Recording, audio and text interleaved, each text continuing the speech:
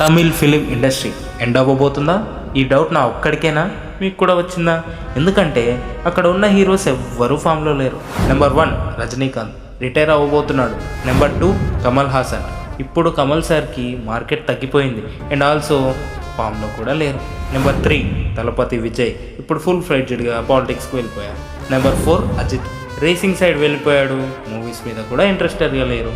Number 5 సూర్య experiments చేసి flops అందుకున్నాడు, market కూడా తగ్గిపోయింది. ఇంకా విక్రమ్ అండ్ ధనుష్ మార్కెట్ అయితే అంత చేయలేరు.